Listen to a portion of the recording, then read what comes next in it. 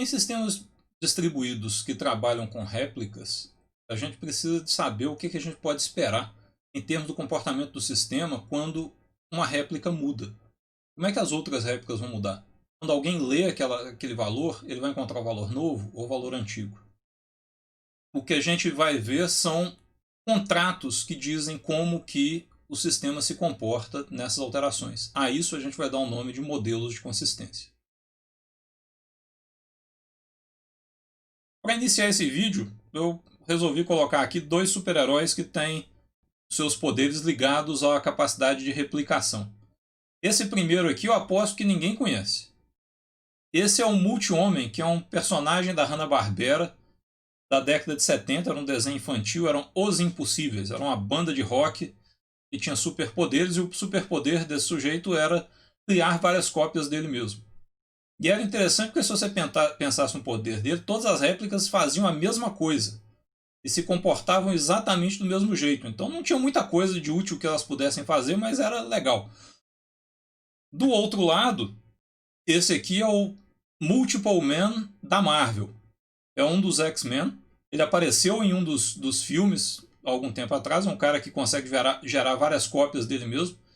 Só que ao contrário do Multi-Man da Hanna-Barbera, o Multiple Man, ele é capaz de gerar várias cópias e cada cópia se comporta de forma independente. Então a gente pode dizer que a gente tem aí os dois extremos dos modelos de consistência. Uma consistência onde todas as cópias são iguaizinhas e um modelo de consistência onde não tem nenhuma garantia sobre o que as cópias vão fazer individualmente.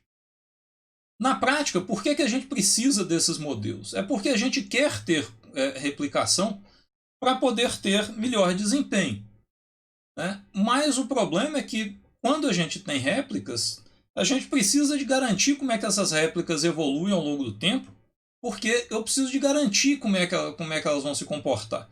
E garantir a consistência delas tem um preço.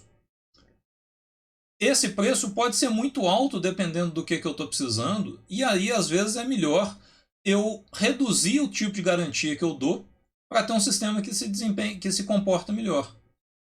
Com isso, eu posso ter vários modelos de consistência diferentes, vários contratos diferentes que a aplicação faz entre os usuários e as cópias dos dados para dizer o que eu posso esperar como um resultado válido de comportamento para aquele sistema. O que eu vou considerar então é que eu tenho um conjunto de dados que estão armazenados em um sistema de dados distribuído, onde eu tenho várias réplicas. Então, tem vários processos lendo. Na verdade, eles podem estar lendo de uma réplica local. É aquela cópia que está mais próximo daquele processo. E quando eles fizerem uma alteração, as alterações, os writes, vão ser propagados para as outras réplicas. O meu objetivo com esses modelos de consistência é dizer o que eu posso esperar do processo de evolução dessas alterações. É importante notar que eu não tenho nenhuma garantia sobre o relógio global desses sistemas. Não dá para eu dizer que eu vou garantir a ordem em função do tempo em que as coisas aconteceram. Os principais modelos que são tratados na literatura são esses apresentados aqui: consistência contínua, sequencial, causal, de entrada e eventual. A gente não vai falar muito do consistência contínua, além dessa introdução que eu vou fazer aqui agora. Nós vamos focar mais nos outros modelos. Na consistência contínua, a ideia é que eu vou definir todas as alterações que meu sistema pode ter, e aí, para cada alteração, eu vou determinar limites para o que eu posso esperar de diferença de uma cópia para outra. Quer dizer, entre as várias cópias, as inconsistências vão ser expressas em um de três eixos possíveis. Se os valores que eu estou replicando são valores numéricos, eu vou dizer que os valores não vão ficar mais longe um dos outros do que, por exemplo, x%. Ou que eles não vão ficar mais longe uns dos outros do que tantas unidades. Com isso, o meu sistema tem agora que garantir que toda vez que eu fizer uma alteração, incrementar um valor, decrementar um valor, todo mundo vai ter um valor final que vai estar dentro desses limites que eu defini. Ou eu posso definir também que quando eu tenho um valor que vai mudando ao longo do tempo, e aí não precisa mais de ser valor numérico, pode ser um texto, eu não vou ter uma cópia que seja mais velha do que tanto tempo em relação à cópia atual. Ou ainda, eu posso dizer que a ordem dos eventos que eu estou vendo num lugar não pode ser diferente da ordem no outro lugar por mais do que tantas operações. A ideia é que a aplicação define qual que é o nível de desvio e o sistema tem que ficar monitorando as alterações e garantindo que elas não vão além dos desvios permitidos. Esse tipo de sistema tem aplicação limitada e a gente então não vai focar muito nele nessa disciplina. Nós vamos trabalhar com modelos de consistência que trabalham então com a sequência de eventos e como as sequências de eventos são percebidas sobre os dados e pelos vários clientes. Os eventos que interessam para a gente são normalmente eventos de leitura e escrita dos dados. Então, esse evento representado dessa forma quer dizer que eu tenho um processo I que fez uma escrita num elemento X e escreveu o valor A nesse elemento X. Por outro lado, essa representação agora diz que eu tenho um processo J que fez uma leitura sobre um elemento Y e teve como retorno um valor nil.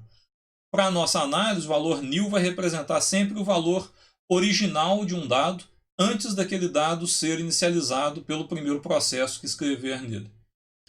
Do ponto de vista de representação das sequências, a gente pode representar vários processos como várias linhas num diagrama separados dessa forma e os eventos ao longo do tempo são representados no horizontal.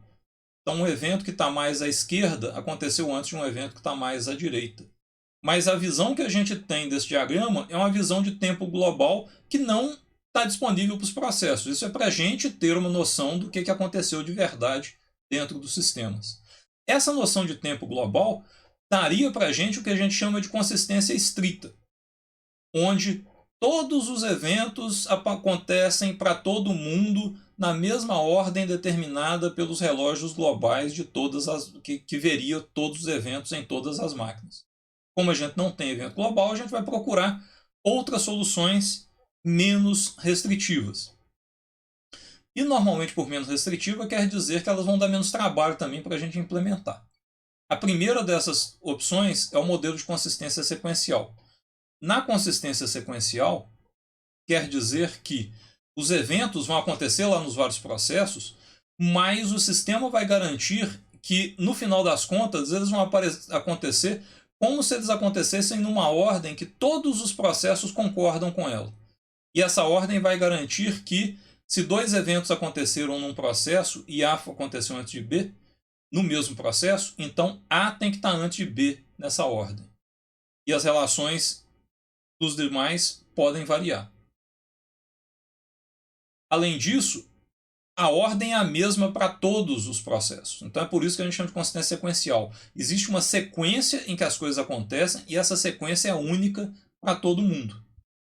Então, por exemplo, nesse caso aqui, desse diagrama, a gente tem que P1 escreveu A em X, P2 escreveu B em X, P3 leu X e recebeu o valor B, depois leu X e recebeu o valor A. Da mesma forma, P4 leu X e recebeu B e leu X e recebeu A. Essa é uma sequência que é válida para consistência sequencial. Nota que o valor, os dois processos P3 e P4, primeiro leram B e depois leram A. Se a gente vê essa sequência, não é isso que está acontecendo, mas existe uma sequência de eventos possível que seria essa aqui. Então, primeiro P2 escreve B, e aí P3 lê a primeira vez e recebe B, P4 lê a primeira vez e recebe B, e aí agora P1 escreve A, P3 lê de novo e vê A, P4 lê de novo e vê A. Nota que essa sequência, como eu já mencionei antes, ela não tem que estar ligada com o tempo real. Tempo real não faz parte da definição. Por que isso é importante? Porque dá uma sequência onde todo mundo vai concordar, do ponto de vista dos clientes, todo mundo vai ver a mesma coisa, mas pode ser que manter essa sequência pode ser mais fácil do que manter a sequência original. E aí eu vou ter um sistema que pode ter um desempenho melhor. Por outro lado, se a gente considerar aqui, só para entender a definição de consistência sequencial, se a gente pegar o mesmo diagrama agora e alterar o comportamento de P4. Então, se vocês verem P4 agora, P4 primeiro lê A e depois lê B. P3 continua lendo B primeiro e A depois. Esse diagrama representa agora uma sequência de eventos que não tem consistência sequencial. Por quê? Porque não tem nenhuma sequência possível que seja igual para todo mundo. Porque P3 lê B e depois lê A. Então, para P3, P2 primeiro escreveu B e depois P1 escreveu A. Mas para P4, ele lê A primeiro e depois lê B. Quer dizer, então, que primeiro P1 escreveu e depois P2. Não tem uma sequência comum, então não tem consistência sequencial nesse caso. O bom da consistência sequencial é que ela é mais simples do que aquela consistência estrita baseada no tempo, mas ela também tem restrições. Não tem nenhuma relação ao tempo global, então é mais fácil de implementar. A implementação ainda exige que todo mundo concorde com a ordem. Todo mundo tem que ser capaz de dizer quais os eventos que já foram vistos e em que ordem para eles serem executados. A ordem pode mudar, isso pode ser mais fácil de implementar em alguns casos. Só que a gente pode querer alguma coisa mais simples de implementar. A gente já viu relação causal em sistemas distribuídos e a gente pode usar aquela relação causal onde nem tudo tem que estar ordenado para criar uma noção de consistência causal. Em consistência causal, só os eventos que têm relação de causa e efeito têm que ser vistos por todo mundo na mesma ordem. Quando existirem processos que não são causais, aí eles podem acontecer em ordens diferentes. Para esse diagrama, por exemplo, a gente pode ver que P2, P3 e P4, quando leem X, vem o valor A. Então isso quer dizer que as três leituras de P2, P3 e P4 têm que vir antes da escrita de P1 para todo mundo. E agora, então, para todos os processos, P1 escreveu o valor em X, A, antes de qualquer outra coisa. Agora, para eventos que não têm relação, eventos que a gente chama de concorrentes, então processos diferentes podem ver esses processos em ordens diferentes. Por exemplo, vamos considerar aqui as duas escritas em P1 e P2 agora. Essas duas escritas. Então, P1 escreveu C em X e P2 escreveu B em X. Se a gente verificar, não existe uma relação causal direta entre os dois. Todos os dois aconteceram depois da escrita de A, mas a gente não consegue dizer mais do que isso. Então agora, as duas escritas são concorrentes. Isso quer dizer que eu posso ter ordens diferentes dos outros processos. Como a gente vê que P3 leu C e depois leu B, quer dizer que P3 viu primeiro a escrita de C para depois ver a escrita de B. Por isso ele leu C primeiro.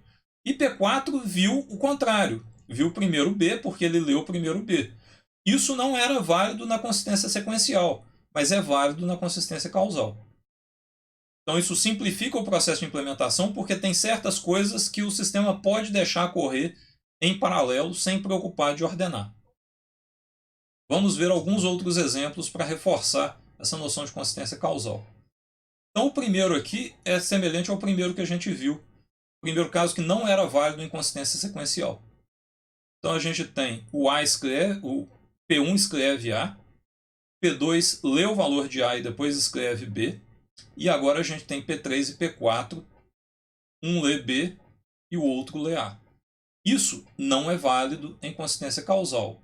Essa sequência não é válida porque existe uma relação causal entre a escrita de A por P1 e a escrita de B por P2. Todo mundo tem que ver esses dois eventos na mesma ordem. P3 não pode ver B primeiro. Então essa sequência toda não é possível em consistência causal. Por outro lado, vamos ver um outro caso.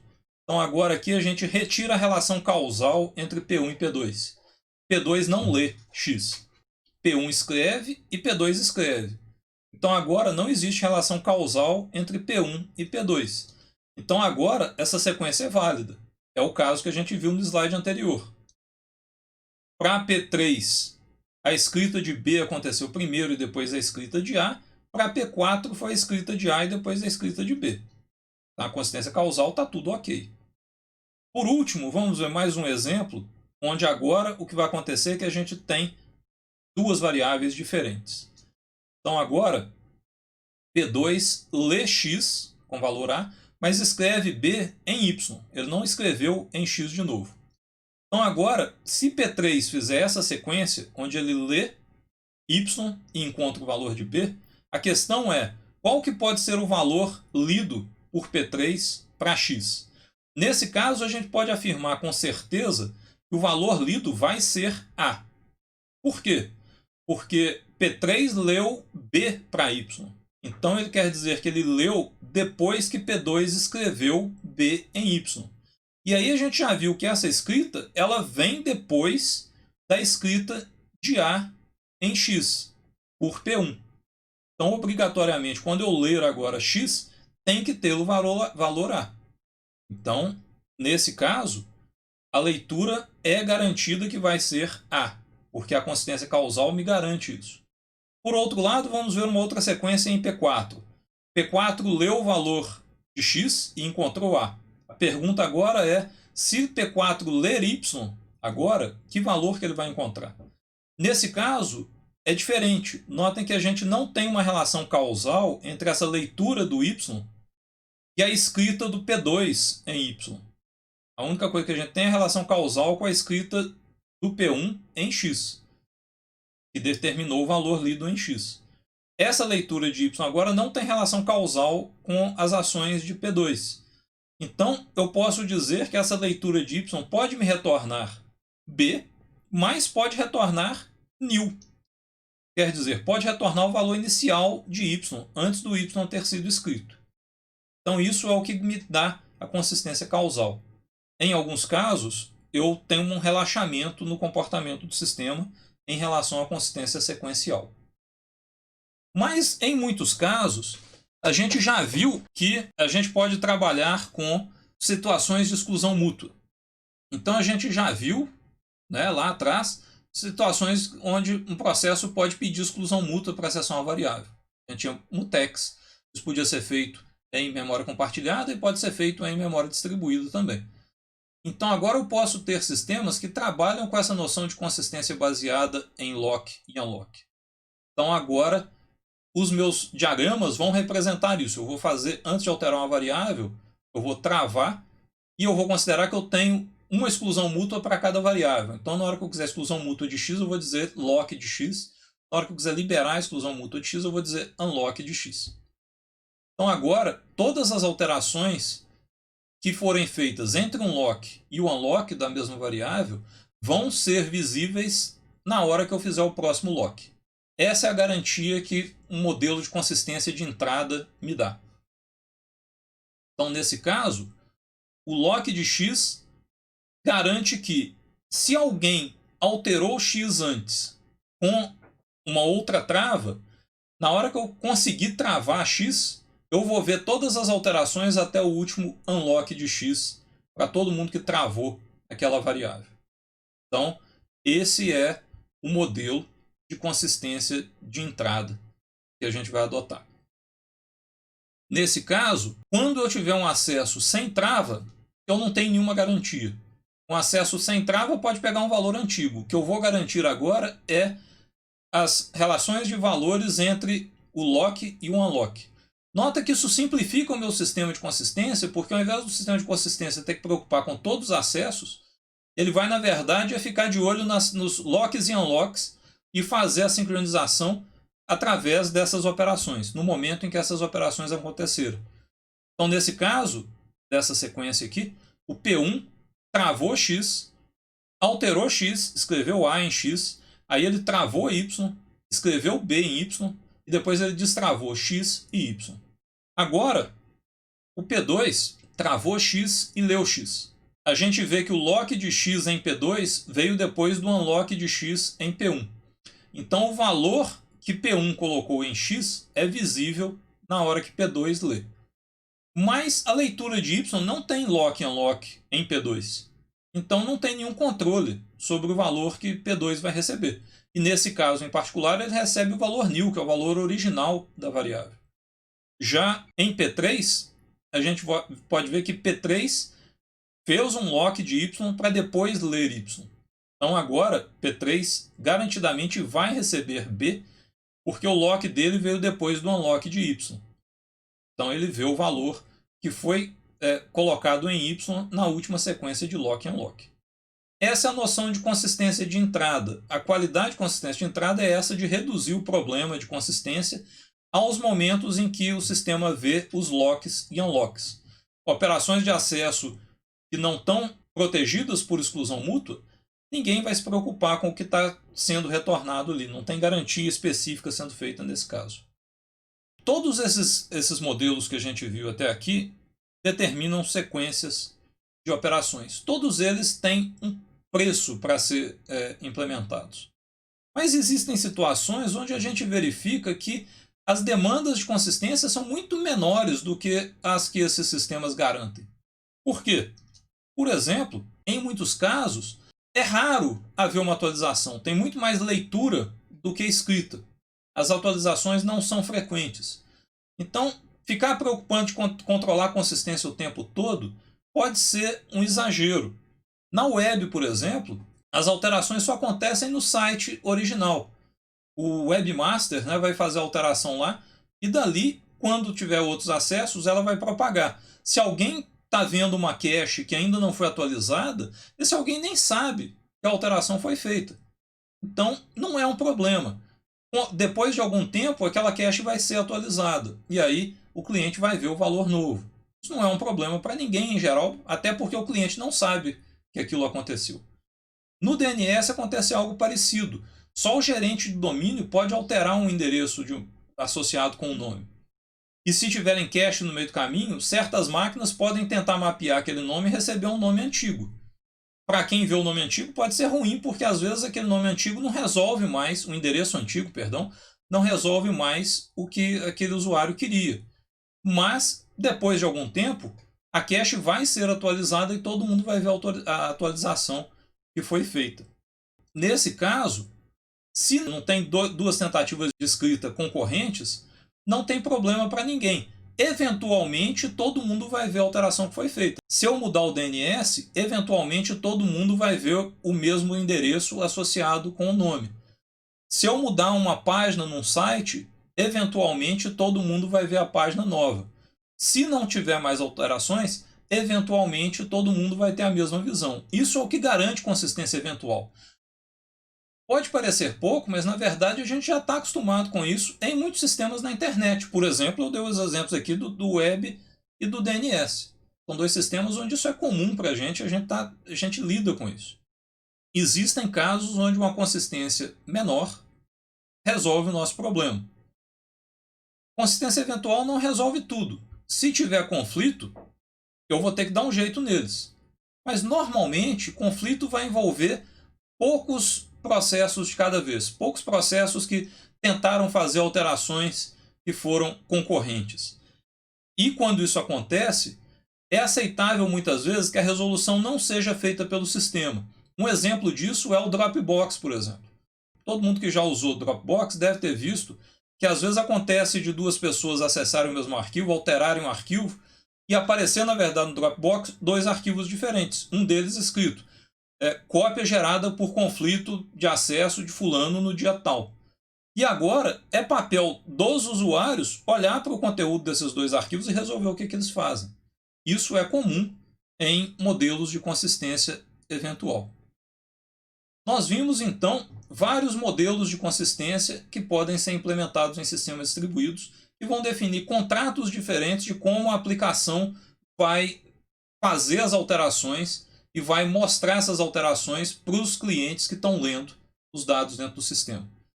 Em outros vídeos, nós vamos ver mais detalhes sobre vários tipos diferentes de consistência eventual e um pouco mais de detalhes sobre como que a gente implementa os protocolos para ter essas técnicas de atualização de réplicas dentro dos sistemas.